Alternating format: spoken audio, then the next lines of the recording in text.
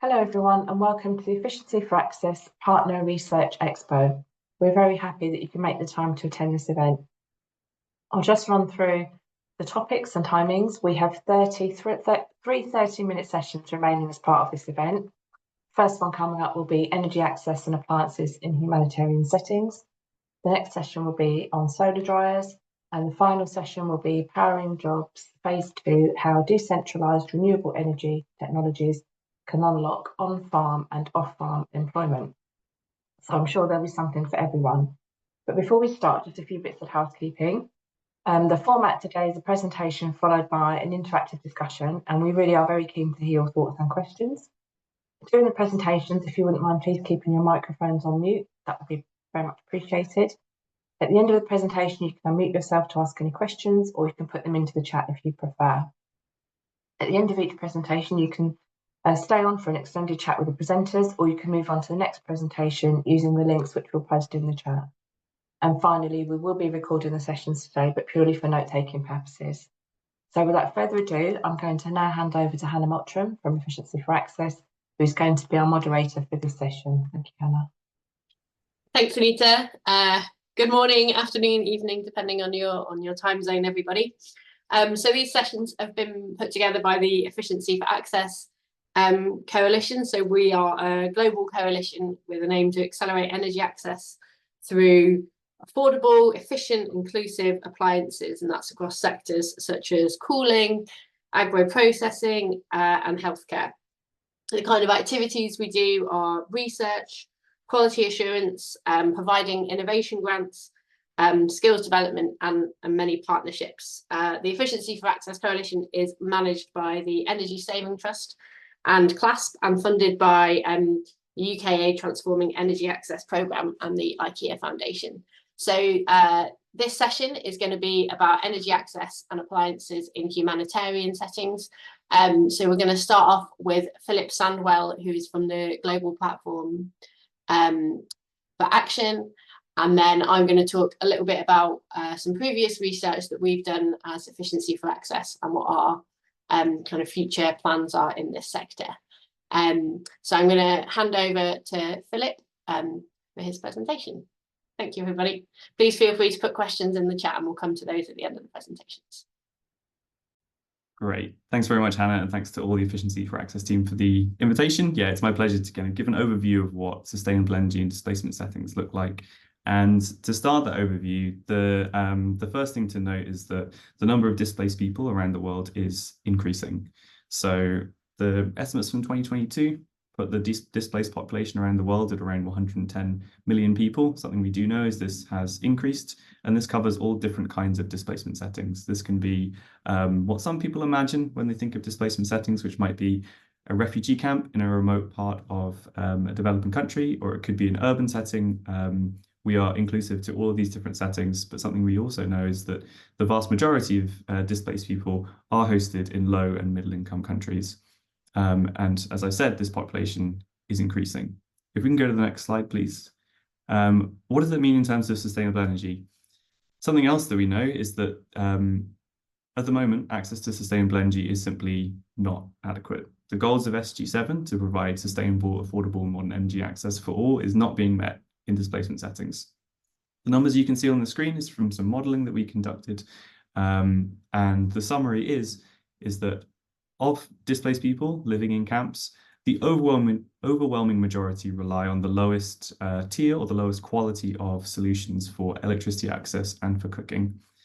The more we learn about displaced settings and energy access in displaced settings, the clearer picture we have that rates of energy access are well below the targets for SG7 and also well below lots of national targets for the countries that host these displaced people. So we need to do something about it. If we can move to the next slide, please. Something that we're doing at the GPA is conducting a project called READS. I won't go too much into that project, but you can find a lot more on our website. But what it does do is it gives deep dives into different national contexts. The first 3 countries that we looked at were Kenya, Rwanda, and Uganda, 3 countries in East Africa that have some similarities, but also lots of differences in terms of their attitudes or their displacement situations, in terms of policy and opportunities that are given to displaced people, and also in terms of the level of energy access in those settings. You can find out lots more in the reports that we publish that you can view on the screen, but as a summary, Kenya offers a really interesting environment. It hosts a lot of displaced people, mostly in 2 different locations, one in the Kakuma and Kalabei area, and the other in Dadaab, which is down near the Somali border. Kenya has some pretty good policies towards inclusion and economic inclusion in particular, which gives lots of opportunities for energy access. But this is really split between those 2 locations. There's lots of great work being done in Kakuma and Kalabei, and it's a lot harder to work in Dadaab. In Rwanda, meanwhile, displaced people, mainly from Burundi or the Democratic Republic of Congo, live in 5 different camps around the countries. Refugees have a relatively welcoming policy there. There's pretty good access to financial services, which is a huge enabler when it comes to energy access. And there's lots of private sector work going on in that country. Meanwhile, in Uganda, Uganda hosts a huge number of displaced people. There's around 1.5 million displaced people living within and alongside the host communities.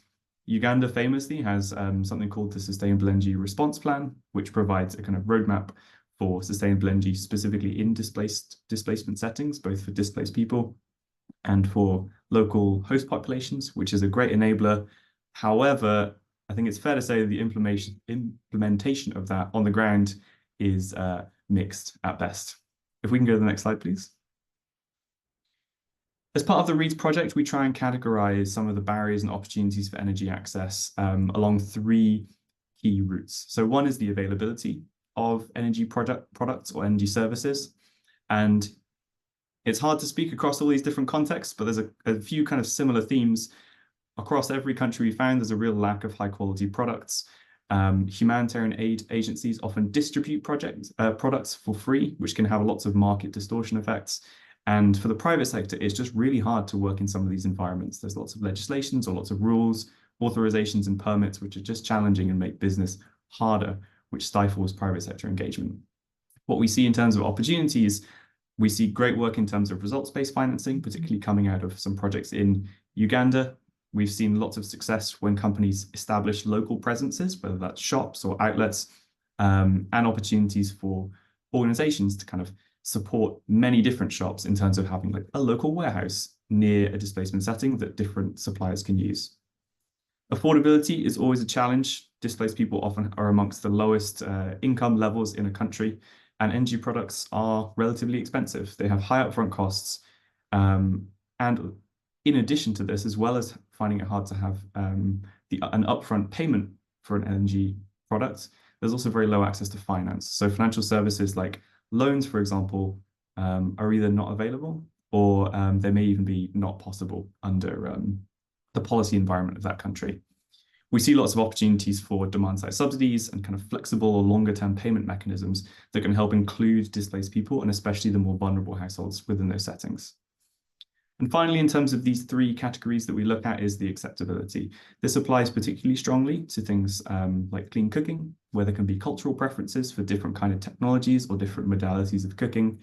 Sometimes there's just simply a lack of familiarity of different products and the benefits they might bring, and especially the kind of cost-benefit analysis. We've seen lots of opportunities for things like product demonstrations, so getting companies into these settings and supporting them in showing people how their products work and the advantages they can bring, alongside other opportunities for training local people on either selling those products as members or employees of that company, or how to kind of offer long-term maintenance for those kind of products too. We can go to the next slide, please. When it comes to appliances, which I think is something that this group are particularly interested in, again, we see a relatively low penetration of high quality productive use appliances, which at the moment is a challenge, but it's a real opportunity. We can see how productive use appliances can support livelihoods and productive livelihoods. That is a real key goal of lots of humanitarian agencies and lots of donor organizations as well. So we see this as possibly unlocking what is a wider humanitarian goal.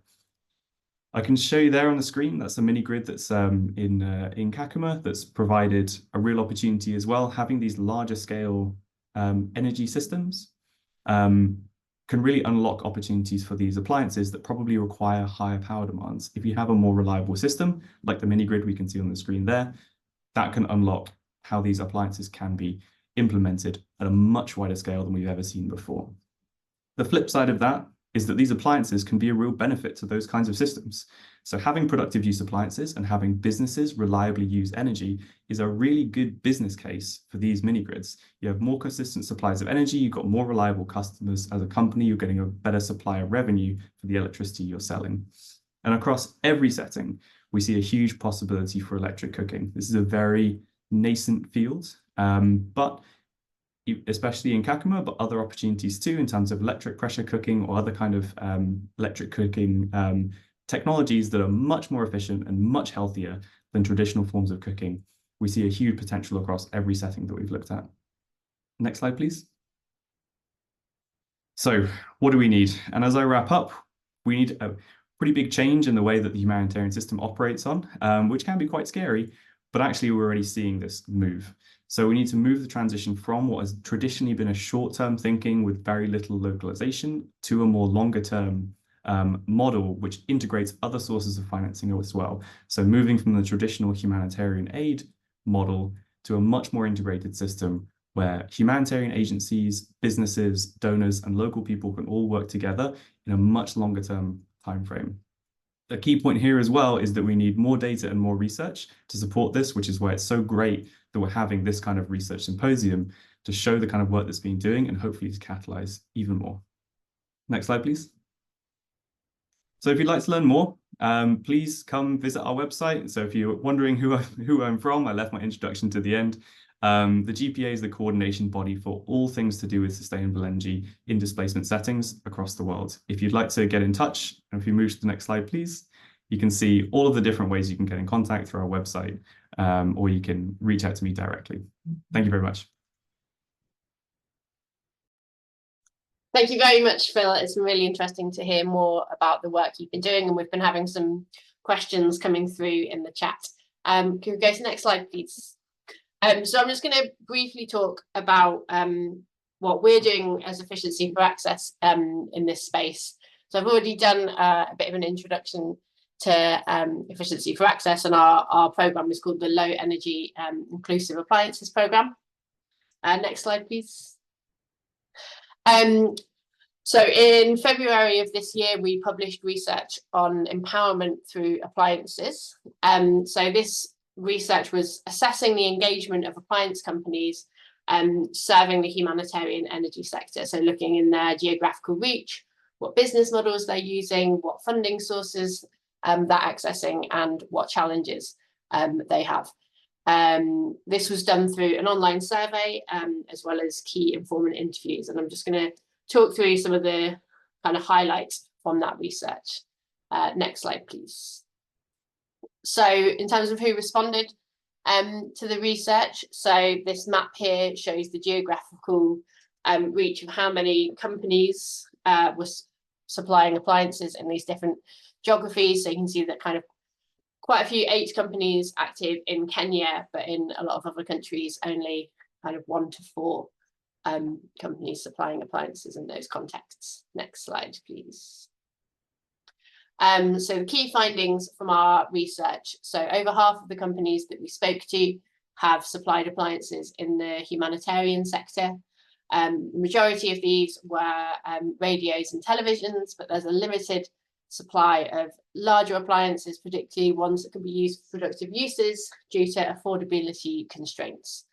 Companies were supplying on credit, but also a large amount of cash-based sales.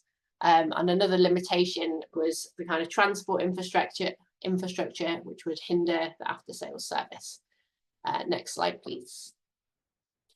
So this slide highlights which were the most kind of common challenges that companies that we spoke to faced during distribution. So affordability was a major challenge and something that needs to be looked at how we can address that, but also kind of smaller number of companies reporting challenges around access to finance and distribution, customer awareness, market intelligence, engaging with local authorities, procurement, and also product suitability.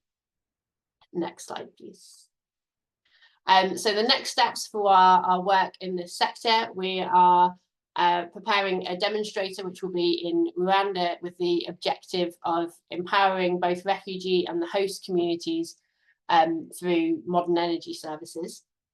We're wanting to address some of these challenges identified through the research we've already done by appliance companies, as well as the refugee and host communities. So we're working closely with the GPA, and also our kind of core delivery partner on this is Practical Action. So we're hoping that this kind of pilot will, the kind of outcomes will be able to influence both policymakers and humanitarian agencies to develop programs in future that kind of support the delivery of appliances in this context.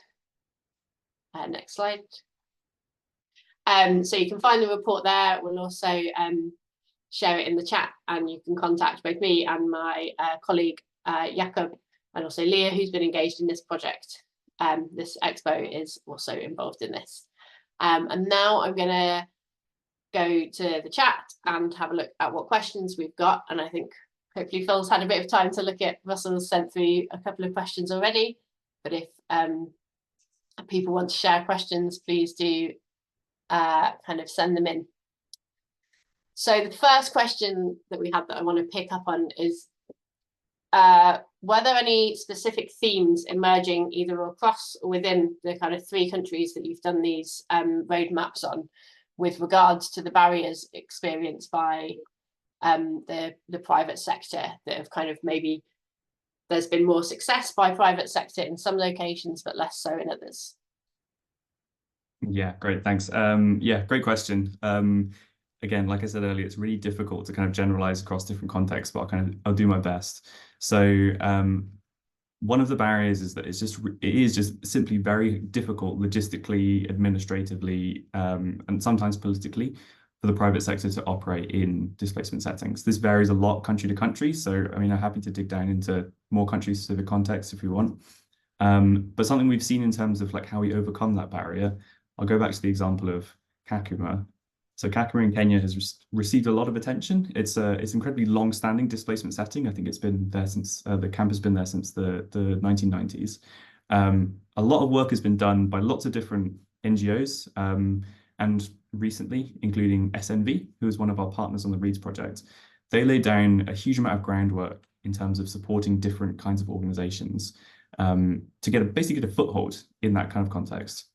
Other work has been done by GIZ as well. So, for example, the mini grid that I showed on screen, a lot of the groundwork, almost physically, not quite though, but like a lot of the kind of initial stages of developing that project was done by GIZ with a view to then passing that over to the private sector. So in this case, it was a mini grid company, and SNV have done a similar thing in terms of their projects too, especially around things like clean cooking projects, some electric clean cooking, others sort of improved cook stoves.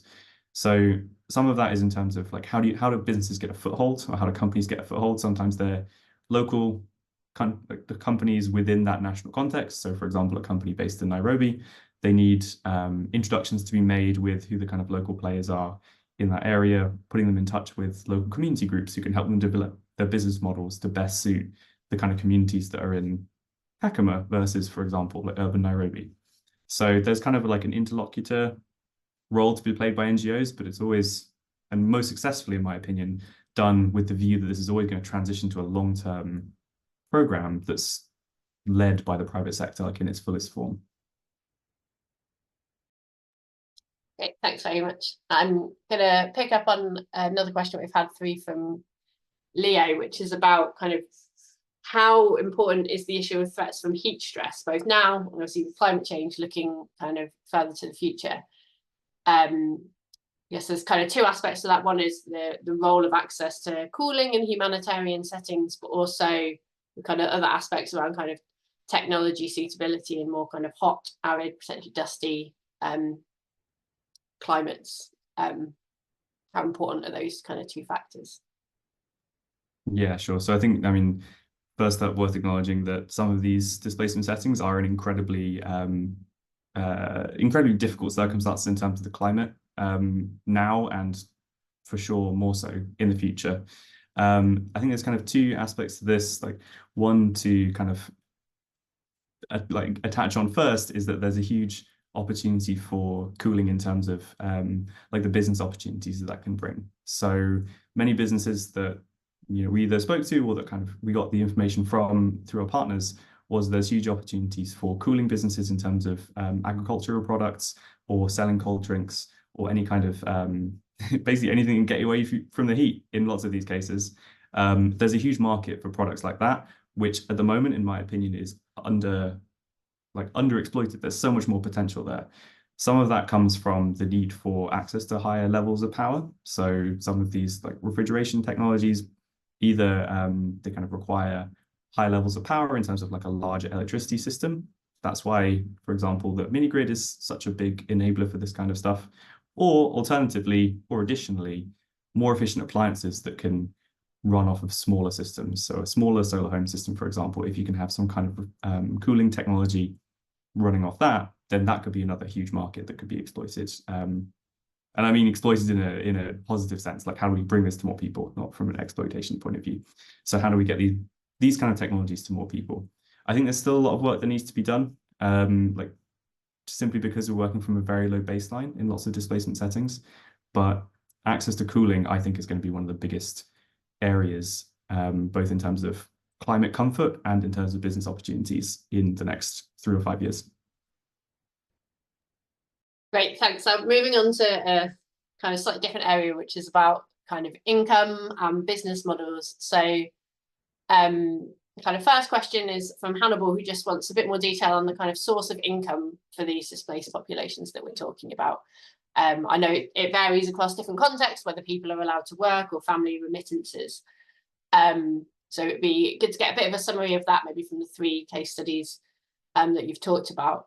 And then both Hannibal and also Russell have asked about kind of business models that work in that context. So see, affordability has been highlighted as a major issue, both in our research and in yours. Yeah, sure. I also acknowledging I'm kind of monopolizing all the answers, if that's okay.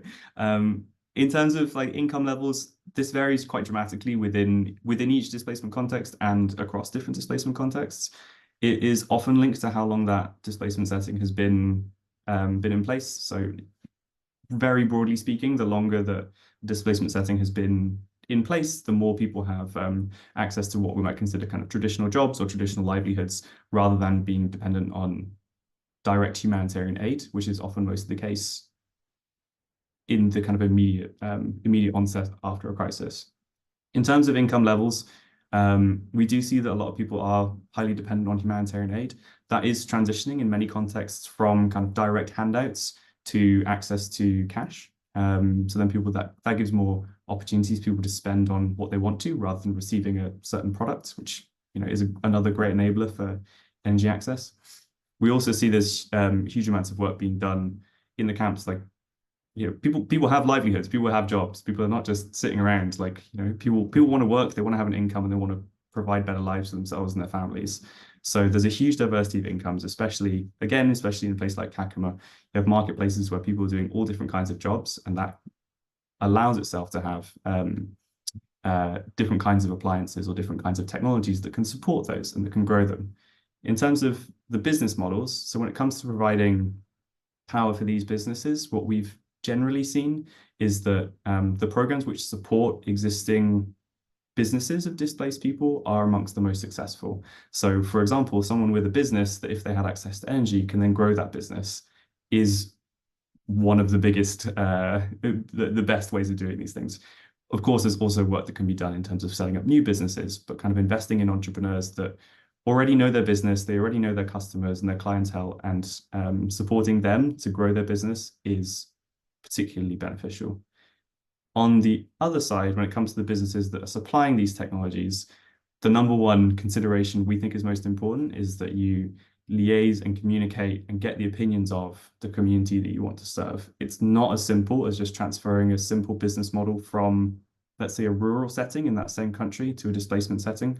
People have different needs, they'll have different priorities. And quite frankly, if you want to run a good business, you need to know what your customers want and how you provide that service. And in many cases, there's lots of similarities between a displaced community and a host community in a different part of the country. But in lots of other cases, you really need to dive into what this community wants. I hope that businesses would do that for any kind of community that they want to move into. But there's just some additional kind of things to think about when you're working displacement settings.